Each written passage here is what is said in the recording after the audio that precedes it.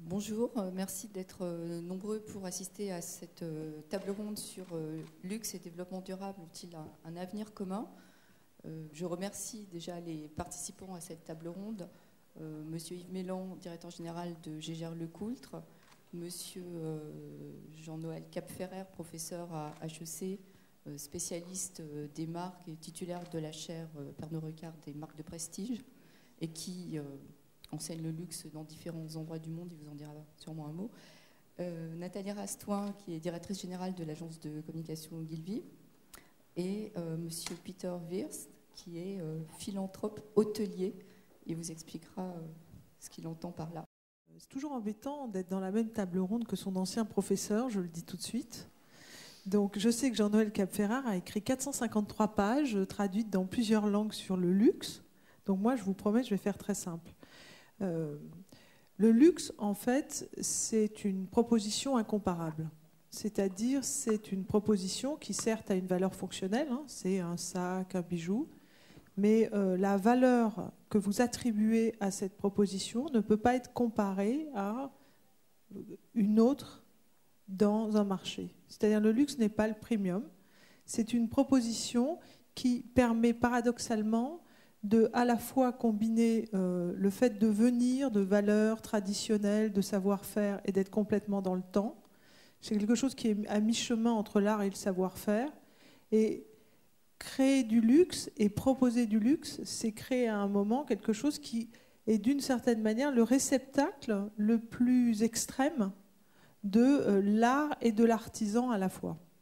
La définition du luxe pour Gégère Lecoultre, ça serait effectivement cet aboutissement d'expérience, de 177 ans d'expérience, de savoir-faire qui sont accumulés et qui se conjuguent avec l'innovation, les dernières technologies, la créativité, la création actuelle, pour produire quelque chose qui est totalement authentique. Donc pour moi, ces trois aspects, l'aspect tradition, authenticité et forcément exclusivité qui se conjuguent. Merci. Monsieur Wirth. Voilà, oui. Alors nous, on est dans la profession d'hôtellerie. Et Depuis fort longtemps. C'est un peu différent qu'un produit. Mais c'est quand même un produit qui est un moment. C'est le moment qu'on passe dans un hôtel qui est très important. Le moment de la relation avec le client. On va se rappeler toute la vie de ce beau moment ou de ce mauvais moment. Alors ça peut devenir le meilleur moment et ça peut devenir le pire moment. Et c'est là que nous nous concentrons à donner une expérience. On peut l'appeler de luxe. Nous, on a une difficulté à dire que ce soit une expérience de luxe, parce que si nous, on dit que c'est du luxe, peut-être pour le client, ce n'est pas le luxe. Mais ça doit être le meilleur moment pour ce client. Et alors, pour aller dans le luxe, par exemple, nous, on est 5 générations dans l'hôtellerie de luxe. On a plus ou moins initié l'hôtellerie de luxe en Europe, de la Suisse, en Italie, et avant, c'était aussi en Égypte. Et par exemple, à ce moment-là, avoir une baignoire, une salle de bain dans une chambre, c'était du luxe. Ou pas dans une chambre, mais avec la chambre. Parce que tous les autres hôtels avaient la salle de bain à la fin du corridor. Aujourd'hui, avoir 2 salles de bain, ou un bain et une toilette, c'est un luxe, de nouveau. Il y a beaucoup d'hôtels en seulement une salle de bain. Alors avoir 2, c'est un luxe. Tout ce qui a été dit est remarquable. Et je ne peux qu'y souscrire. Avec Vincent Bastien qui est là. Vincent, tu es là? N'hésite pas à parler. Mon co-auteur, ancien dirigeant de 8 ans. Ce qu'on a voulu faire en écrivant Luxe oblige, c'est en fait arriver à la conclusion que chaque définition du luxe est valide. Parce qu'en fait, c'est votre vision, etc. Et qu'il n'y a aucune raison d'en imposer la nôtre. En revanche, la question, à la limite, n'est plus c'est quoi le luxe, mais à quoi sert le luxe? Ce qui n'est pas la même chose. Et on verra que derrière la problématique du développement durable, il n'y a pas une critique du luxe, mais une critique de la fonction du luxe. C'est pour ça que le cœur du luxe, c'est sa fonction. C'est à quoi ça sert dans les sociétés démocratiques, ouvertes, d'avoir une consommation hiérarchique alors que partout ailleurs on dit il faut de la démocratie, il faut de la liberté, il faut de l'égalité, c'est-à-dire une consommation de différenciation horizontale. Là, le luxe est un stratifiant social. La fonction du luxe dans la société, c'est d'indiquer, de produire des marqueurs.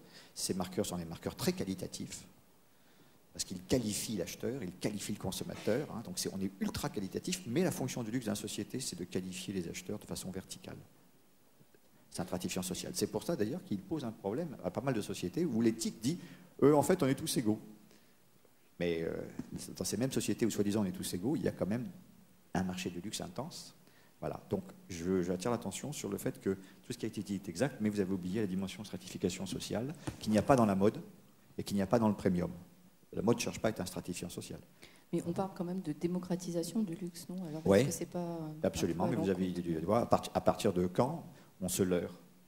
À partir de quand on dit c'est du luxe, en réalité, à un moment donné, il y a luxe parce que certaines personnes ne devront pas accéder au luxe. C'est un discriminant. C'est-à-dire que si vous dites il y a luxe mais tout le monde doit y accéder, c'est fini, on se trompe, il faut changer de vocabulaire. Mais donc ça veut dire qu'il y a un peu de démocratisation ou pas du tout de démocratisation? Il en faut. Combien ça vaut une aiguille Lecoultre, prix moyen? Ça commence à 3 000 €. Bon, c'est quoi? C'est le prix c'est ce que gagne un HEC en sortant. Est-ce que c'est beaucoup ou peu? Est-ce qu'il doit s'acheter tout de suite, sinon voilà. Alors qu'une montre Richard Mille vaut 250 000 €. Bon, on ne parle pas de ce luxe-là. C'est le luxe, le Uber Luxury, comme on dit. C'est comme les yachts. 50 millions d'euros, bon, on a clos le débat. La vraie question, c'est est-ce qu'à 3 000 € on peut faire du luxe? C'est ça la vraie question. C'est est-ce qu'on peut faire du luxe? C'est comme l'art. Les gens ils me disent c'est quoi l'art? Je dis non, la question c'est pas qu'est-ce que l'art, c'est quand y a-t-il art?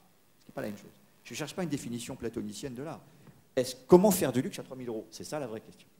Bon, je propose qu'on... Voilà, on est au cœur du sujet, parce que les développements durables, à un moment donné, ils disent luxe et développement durable. Alors oui, mais on parle de quoi? On parle de coach, on parle de Vuitton, on parle de... Vous voyez, un coach, c'est pas du luxe. Mais oui, mais dans le rapport sur le développement durable et luxe, c'est une des marques citées, tu vois. Et c'est ça qui circule. Donc à un moment donné, il y a un débat sur de qui on parle. En question. On parlera du rapport. Ouais, mais c'est important, c'est important. Et je vous propose, avant de revenir à des considérations quasi philosophiques comme celles que vous venez de... philosophique, c'est fondamental. C'est pourquoi on est là ce soir. Bon, d'accord. Le luxe, c'est un peu comme M. Jourdain. Il a longtemps fait du développement durable sans le savoir. Si le développement durable, c'est rechercher la pérennité, respecter les savoir-faire, faire attention aux matières, etc. Mais est-ce que faire du développement durable sans le savoir, c'est faire du développement durable? Et encore une fois, au cœur du produit de luxe, il y a cette espèce d'extrême respect de la manière dont le produit est fait et qui conduit effectivement à essayer que les derniers plumassiers ne disparaissent pas, que la broderie continue, qu'on sache encore travailler le métal dans des pays où il y a à la fois l'artisanat et le métal, puisqu'on parle beaucoup moins dans le luxe quand même de délocalisation. Je disais que la France et l'Italie sont les deux grands challengers mondiaux en matière de luxe.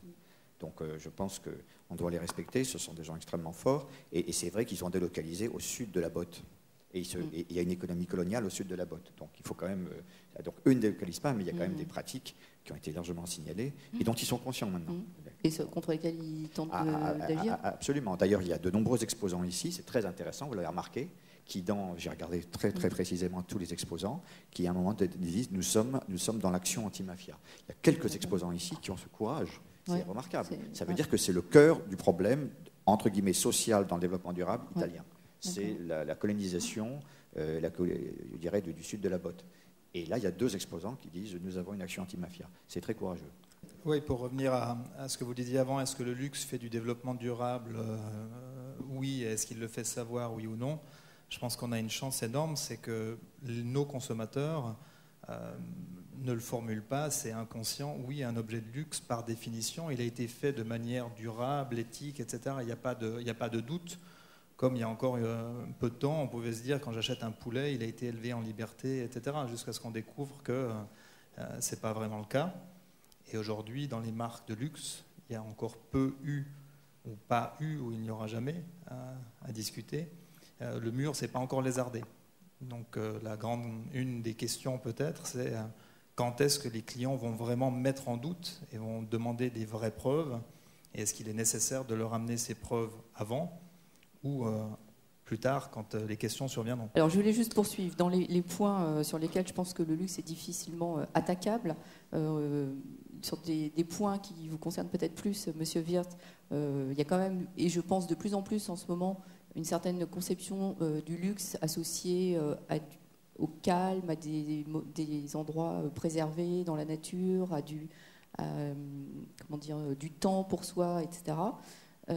Et le luxe, c'est aussi, on vient d'aborder un peu le sujet de manière détournée, c'est aussi des prix qui permettent en fait d'absorber des surcoûts liés à certaines technologies chères, mais qui rendent l'utilisation des produits, voire leur construction, moins polluante. Et c'est notamment dans l'architecture, et là on en revient peut-être aussi à l'hôtellerie.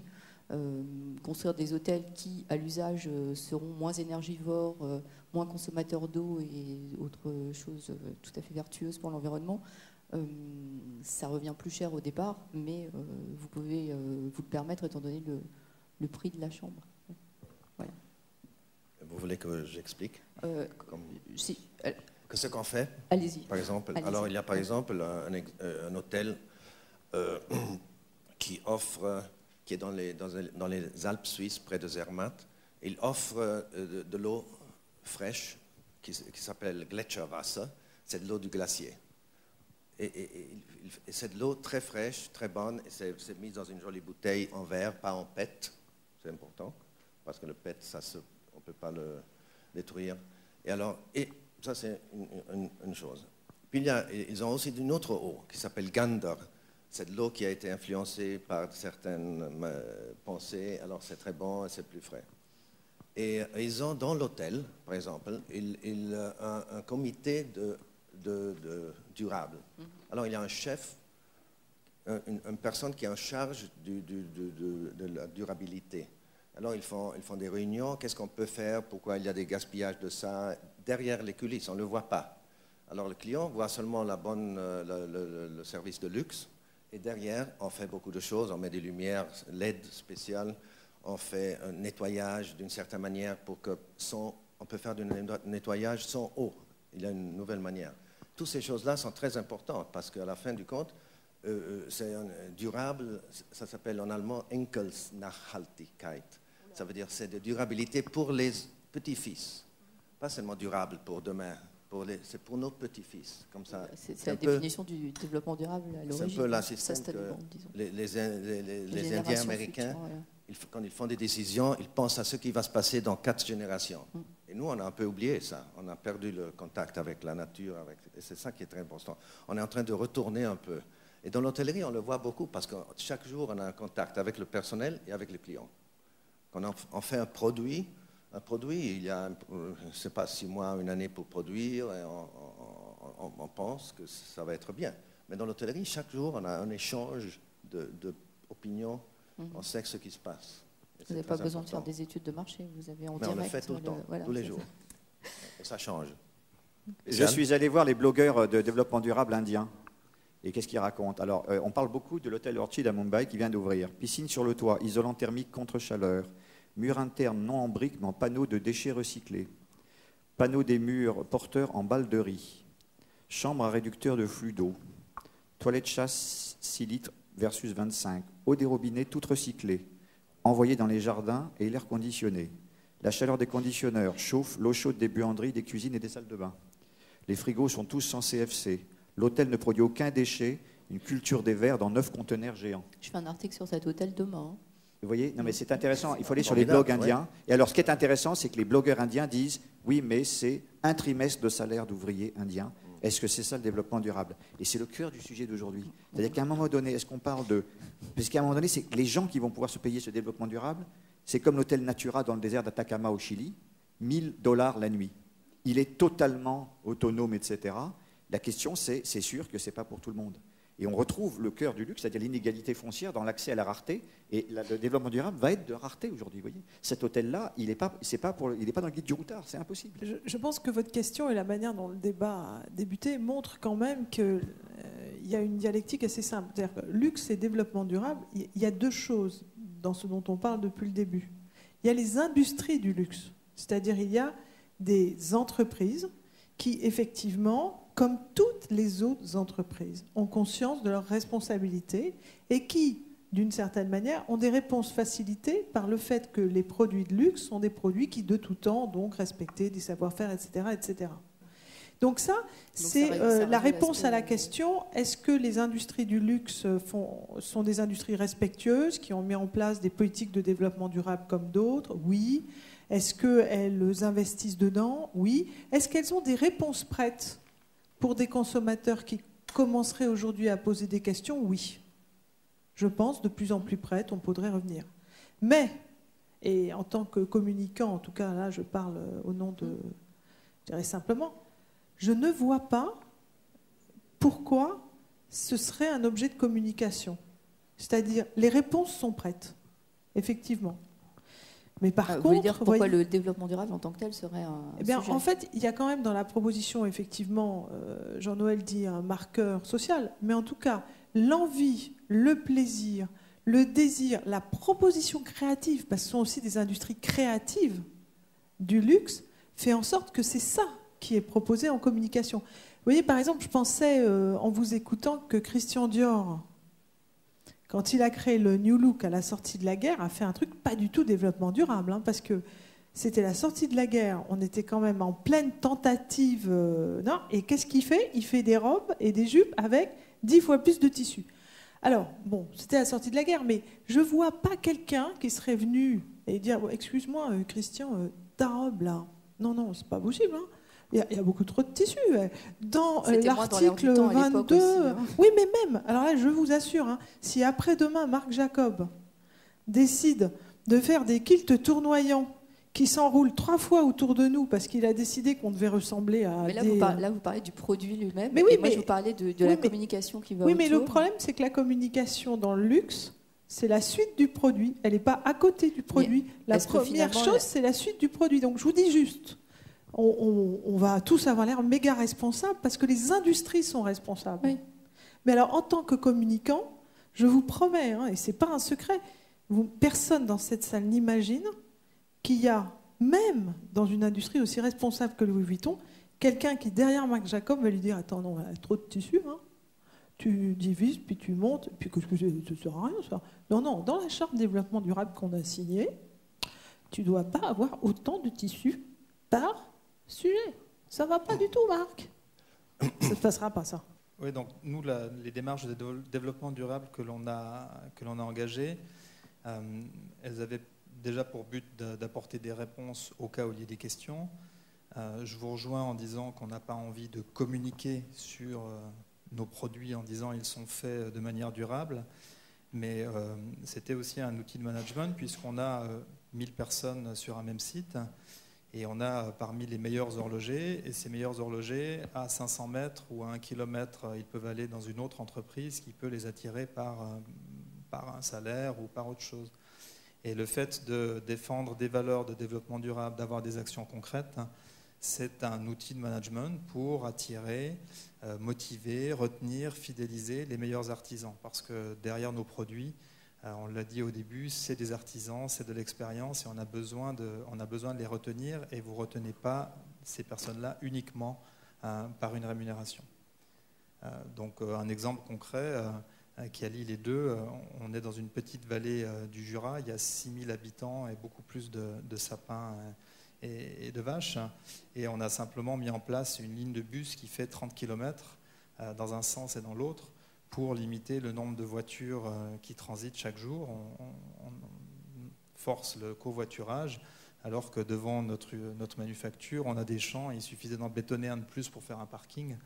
Et voilà, donc il y a une double action sur la communauté locale qui a moins de voitures qui passent devant leurs fenêtres, sur nos employés qui trouvent ça relativement sympa d'avoir 30 km à faire dans un bus et les économies que ça impose, et puis marginalement sur l'environnement immédiat.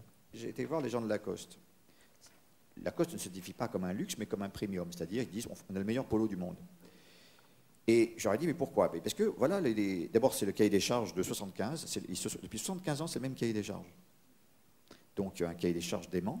Et on prend le meilleur coton, qui est un coton Pima du Pérou, à fibre extrêmement longue, d'où la souplesse, etc., etc. Et il dit, on aimerait bien prendre du bio et de l'éthique. mais il n'y en a pas assez. Il est produit dans plein de pays. On aura de l'hétérogénéité qualitative. On va planter la boîte. Donc le problème, ce n'est pas qu'on est contre, c'est qu'il faut que le bio et l'éthique, le coton éthique, s'améliorent. Sinon, on ne peut pas. Et c'est ça qui est intéressant. Le challenge, il est là. C'est comment rendre l'éthique et le bio meilleurs par rapport aux standards du luxe. Et non pas, on va descendre les standards du luxe. Parce que c'est un peu ce que tu dis. Ce que je dis, c'est qu'il faut mettre du développement durable dans les stratégies du luxe et pas du luxe dans les stratégies de développement durable. C'est-à-dire qu'une stratégie de luxe, c'est une stratégie de perfection du produit. Et ceux qui pensent que le luxe, c'est juste cher, sont ceux qui ne comprennent pas qu'il y a réellement dans toutes les entreprises de luxe des gens qui recherchent la perfection du produit. Alors justement, je suis l'agence de Louis Vuitton, mais il se trouve que j'ai eu l'extrême plaisir d'aller visiter un jour la manufacture de Jaeger-LeCoultre. Alors, je vous raconte quand même, parce que ça explique ce que sont les entreprises du luxe. La vallée de Joux, c'est une vallée au fin fond du Jura suisse. Il faut quand même prendre une très grosse matinée pour y arriver. Hein. Et en fait, c'était une vallée qui était coincée par l'hiver, par les neiges pendant des siècles. Et donc, en fait, les types, ils étaient en vallée de Joux, coincés pendant 7 mois par des congères énormes.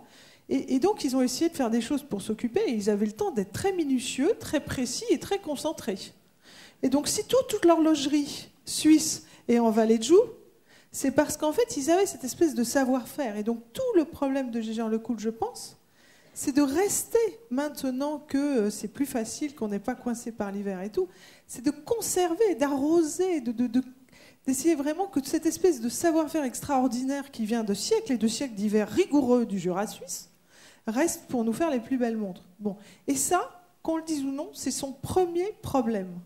Et ensuite, évidemment, il voudrait être développement durable. Mais je ne vois aucune des marques et aucune des industries du luxe que je connais qui choisirait, pour être développement durable, de dégrader la perception de qualité de leurs produits. Parce que ça, là, à ce moment-là, on creuse sa tombe. On creuse sa tombe. Donc, c'est là qu'est le propos. Alors, derrière cette chose qui peut aller ensemble, il y a quand même un paradoxe et il y a quand même la vraie question, je dirais, alors je ne sais pas si elle est philosophique, moi je suis une praticienne, donc je ne sais pas si c'est philosophique, c'est vrai que si on pense que le développement durable, c'est une logique de retour à une forme d'austérité, à une forme de raison et à une forme de devoir, alors là, ça ne va pas s'entendre. Parce que quand même, il y a dans le luxe une forme d'émotion pure, une forme de plaisir et une capacité de proposition illimitée. Parce qu'il y a une capacité, c'est une industrie, encore une fois, créative. Donc, c'est une industrie où il n'y a pas de contrainte dans la pensée du créateur. Si vous faites une montre, la personne qui pense ces montres, si tout d'un coup, elle se dit oh, ça serait super amusant de pencher 3 couches, une d'émail, une de rubis, et puis après je mets ça, et puis en plus je ferme tout pour que personne ne le sache, ce qui est totalement débile du point de vue du développement durable, si c'est son envie, c'est son envie. Parce que c'est d'abord une industrie créative. Donc vous voyez, d'un côté, on pourrait dire les valeurs du développement durable vont avec le luxe, puisqu'il y a ce respect, on voudrait que les produits durent. Il n'y a pas de vintage de grande consommation, hein, il n'y a que des vintage de produits de luxe, etc. De l'autre côté, il faut avouer que la raison, l'austérité, l'aspect de contrainte, potentiellement dans certains discours du développement durable, c'est pas très luxe. Par exemple, peu de gens sont comme Stella McCartney. Stella McCartney, c'est quand même une vraie créatrice, mais elle est née intrinsèquement avec une vraie volonté écologique. Mais elle ne l'a pas découvert à un moment. Sa création intègre ça. Donc sa création n'est pas bridée par cette volonté parce que c'est elle. Donc en fait, pour que le luxe et le développement durable aillent de pair, il faut qu'il y ait des personnalités créatives qui, depuis le début, pensent comme ça pour qu'il n'y ait pas de dialectique, que soit tout dedans. Pour revenir à ce que vous disiez, oui, sur la création, on est jusque-boutiste. Après, je pense qu'il y a quand même une limite. Et par exemple, si on nous dit, tiens, on va faire une très belle montre et on va mettre un bracelet en galucha. Aujourd'hui, on va quand même se dire, le galucha, c'est de l'arrêt. Est-ce que c'est vraiment nécessaire? Ça passe par les CITES, etc. Mais est-ce qu'on ne peut pas, l'arrêt, ça ne s'élève pas dans des aquariums? Est-ce qu'on ne peut pas plutôt prendre un chouette caïman, on va le teindre et ça ira aussi bien? Cette réflexion, elle n'avait peut-être pas lieu il y a quelques années, elle a lieu aujourd'hui. Je pense que si on fait une grosse fête, un gros lancement, bon, on va peut-être éviter de prendre 10 Hummers pour véhiculer nos...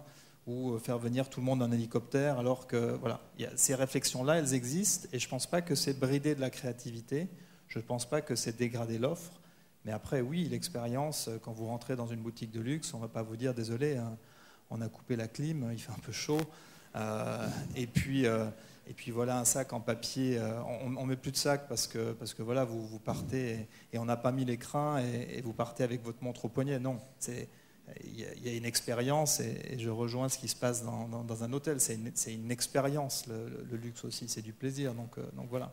Mais il y a quand même des petites choses où on peut garder l'expérience et on peut quand même se poser des questions.